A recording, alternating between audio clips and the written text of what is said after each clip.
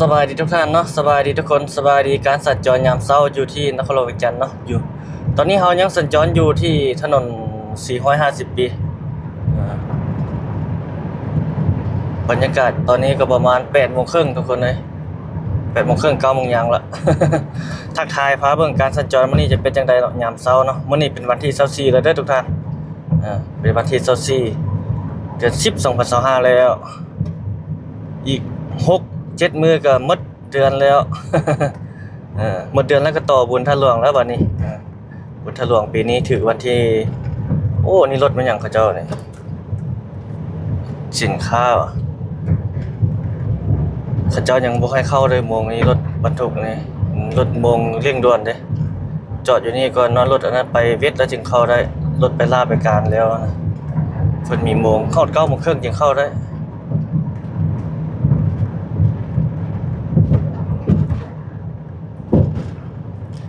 บุญท่าหลวงวันที่1ฮอดที่5ทุกคนเราจะไปอัปเดตให้ทุกท่านได้เบิ่งได้ชมโอ้ท้องฟ้าอากาศเนาะนครหลวงเวียงจันทน์เฮามื้อนี้นี่ในวันที่24นี่ประมาณนี้แหละแดดแต่เช้าเลยแดดแต่เช้าเลย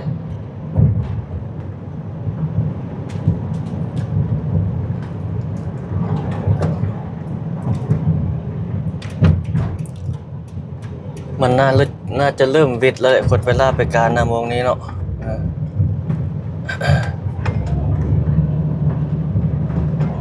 8:30 9:00ยังละก็ยังค้างอยู่ได้ยังเห็นยังสังเกตน่าจะยังมีอยู่ดอก นี่คิวรถเมล์สายใต้อันนี้ตัวนี้นี่คึกคืนกว่าสถานีรถเมล์สายเหนือเพราะว่ามันมีหลายแขวงได้ผ่านหลายแขวงเนาะแล้วก็ไปต่างประเทศนำอย่างประมาณนี้สวรรณเขตท่าแขกปากเซรถคันนึงแล่นได้หลายสายเนาะหลายชื่อกันนะผ่านหลายเขต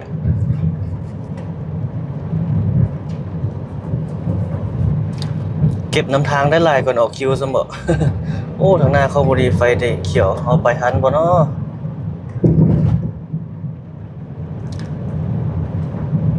ไปย่านจะได้จอดอีกบัดนึงบ่โอ้น่าจะทันอยู่เลยทุกคนรอลุ้นต่อไปโอ้รถคันนี้คือไปช้าแท้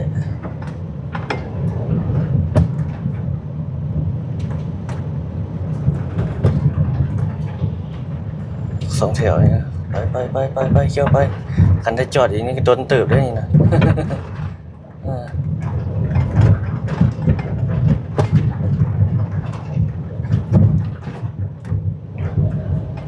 บ่จะยังติดอยู่บ่ทุกคนบังเนาะบ่ติดแล้วบ่9:00ละ9:00ยังละ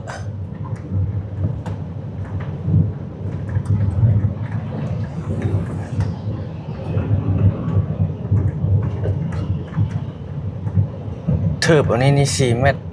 ลงมาเป็นใต้ความต่ำเทิบรถเมล์เขียนป้ายติดให้เมื่อกี้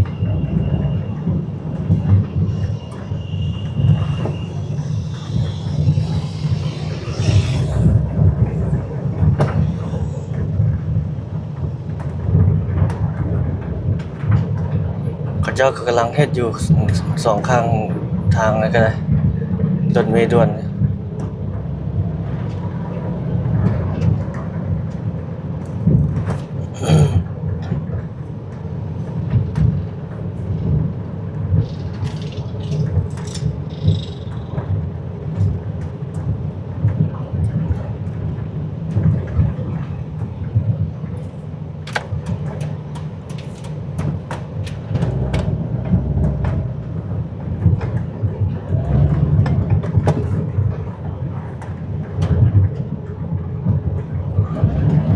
นักเรียนไปเวียดโรงเรียนแล้วเนาะ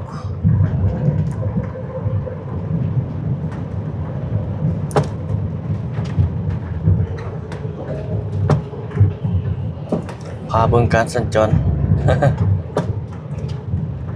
ยามเช้ายามแรงอัปเดตไปนี่แหละทุกคนรายวันเฮาแต่ละมื้อแต่ละวันเนาะ เดตไปเรื่อยพาชมไปเรื่อยสดๆไปเรื่อยๆทุกคนเฮาลงสดๆเด้อืออัดแล้วถ่ายแล้วตัดแล้วก็เอาลงให้ทุกท่านได้เบิ่งได้ชมอันนี้ตอนนี้เป็นเช้าของวันที่นั้นวันที่24โอ้ตึกอาคารตัวนั้นน่ะแล้วหลายแล้วเนาะจะเป็นโรงแรมบ่เป็นหยังรอติดตามเบิ่งเด้อทุกคนสูงเลยอยู่ไหนหลายสั้นอยู่ดิเนาะหลายสั้นโอ้รถอันนี้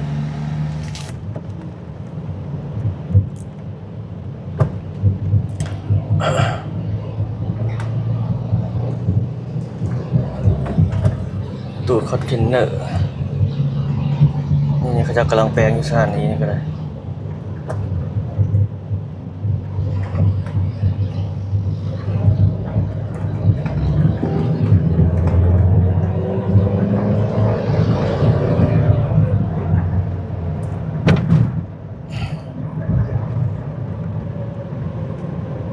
ประตูโค้งนี่อยู่นี่เนี่ยเพิ่นเริ่มเฮ็ดแล้วอีเพิ่นอ้อมสังกะสีใส่พัดเอาออกคืนเนาะนี่อยู่บนนี้นะบ่แม่นตัวถัดไปยังตัวถัดไปนี่ตัวนี้บนประตูโค้งนะใส่บนเก่าตัวนี้ตัวเก่ามางออกแล้วอยู่บนนี้ทางเข้าใหม่เป็นนี่อยู่บนนี้ตัวเก่าเพิ่นมางออกแล้วได้นี่เนาะลงมือเฮ็ดเรียบร้อยทางหน้าเฮานี่บนทางออกทางหน้าเฮานี่มหาลัยศาสตร์ลาวตัวนี้ทางออกตัวนี้บนเมื่อกี้ทางเข้าบนประตูประเทศนะ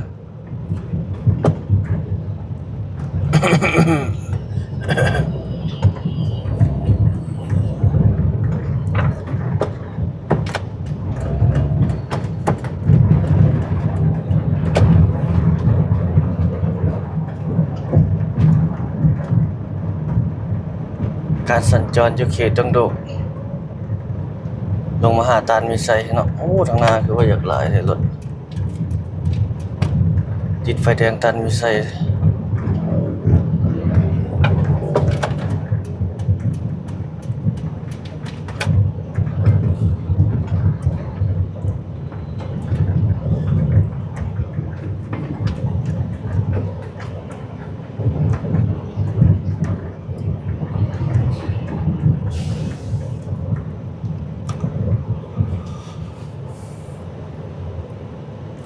ไฟแดงรอ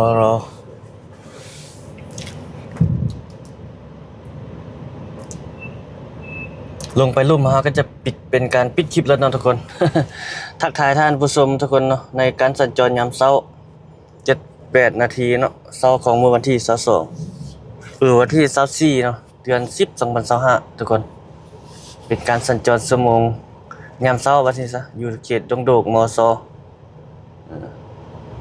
คืบหน้าหลายแล้วเนาะอันบนประตู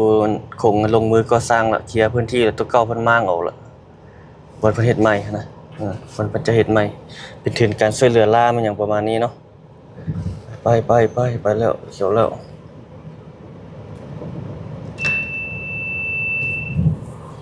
เฮาเพิ่นสิได้จอดอีกวันนึงบ่ โอ้คลิปเฮาตอนนี้ประมาณ8 นาที 9 นาที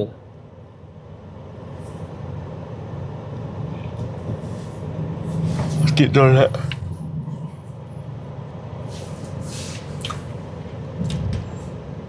เขตบ้านตันมีไซเขตนี้ขึ้นกับเมืองไซธานีเนาะทางหลังเราจะเป็นเขตดงโดก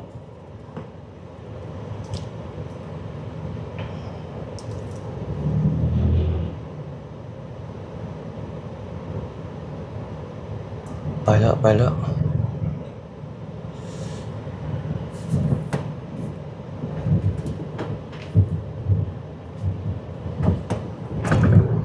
เฮาย่านจะได้จอดอีกวันนึง ย่านไปบ่ทันเวทดอกมันหลายเนาะตอนเช้ารถ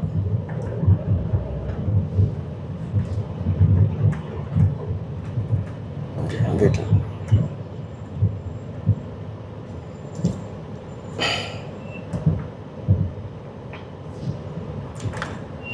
จอดเ แล้วไปบ่ได้แล้ว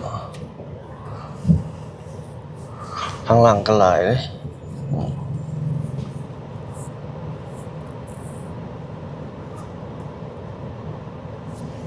คลิปนี้ประมาณนี้ซะทุกคนเนาะ ขอบใจทุกท่านที่เข้ารับชมทุกคนเอาไว้พบกันใหม่คลิปวิดีโอถัดไปคลิปนี้ขอกล่าวคำว่าสบายดี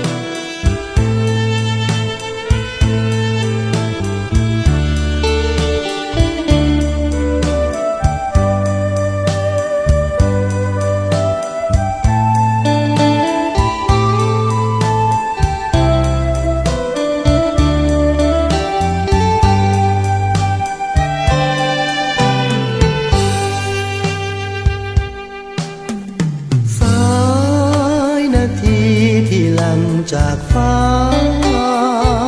แบ่งพระสุธาเป็นซ้ายและขวา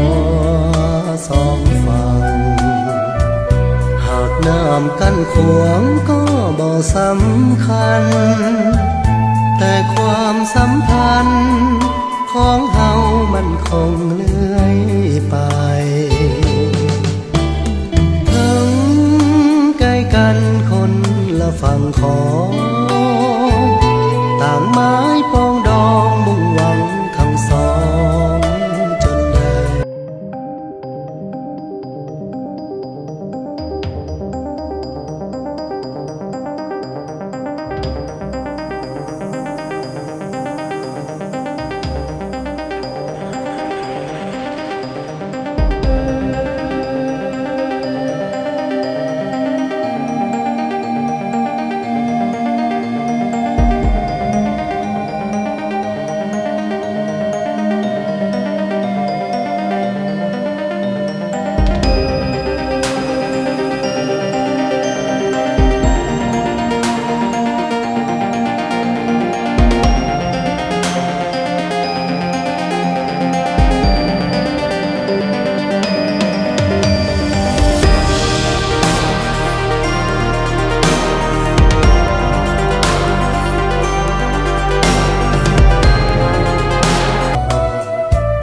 อย่าให้สัมพันธ์นั้นต้องจืดจางปักฝังชีวิตเนื้อนาทีสองฝั่ง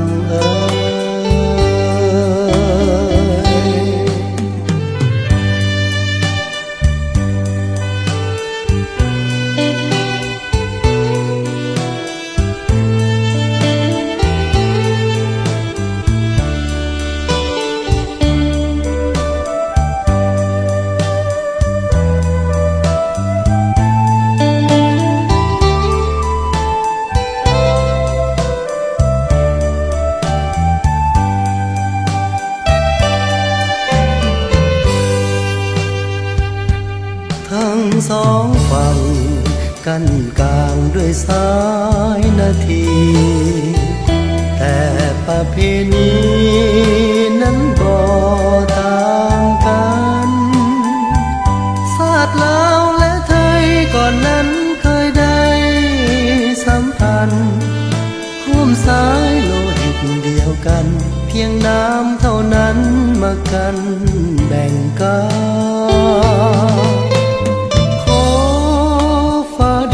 ช่วยเป็นสักขีโปรดคิดปราณีจงอย่าได้มีวันห่างอย่าให้สัมพันธ์นั้นต้องจืดจางปักฝังชีวิตเนื้อนาทีสองฝั่ง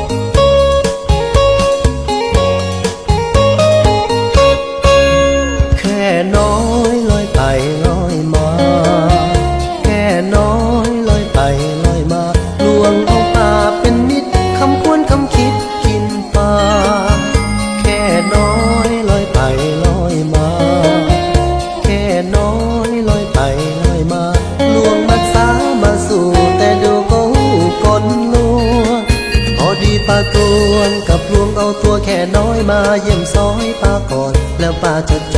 รไปตามแค่น้อยตัวพลอยตัวงามป้าอย่ายามไปสู่ที่พักที่อยู่ของป้าบอกคำนุ่งนาว่าจะมีโพยภัยบอกคำนุ่งนาว่าจะมีโพยภัยพอลุยตัวไปในจันทร์ประตูก็ลั่นลงพาแค่น้อยอาภัพอับอายเมื่อแค่หูบ่ายมัดสาของกายลอดปองมือนั้นตาดีเดินจองมองจองมือนั้นตาดีเดินจองมองจองยองเอาค้อนมาทุบทะลุทุบทับตัวพอแค่น้อยตายย่อยตายยับตายพอถือทุบทับตายแล้วจะกลับเกิดใหม่ตายแล้วจะไล่เวรนำ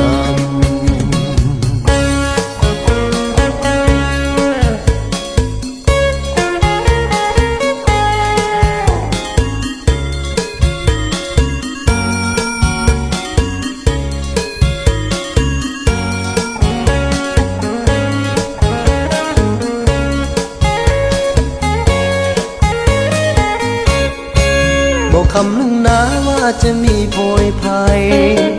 บอกคำหนึ่งนะว่าจะมีโพยภัยพอลุยตัวไปในจันทร์ประตูก็ลั่นลงพาแค่น้อยอาภัพอับอายเมื่อแค่หูบ่ายมัดสาของกายลอดปองมือนั้นตาดีเดินจองมองจองมือนั้นตาดีเดินจองมองจองยองเอาค้อนมาทุบทะลุทุบทับตัวพอแค่น้อยตายย่อยตายยับตายพอถือทุบทับตายแล้วจะกลับเกิ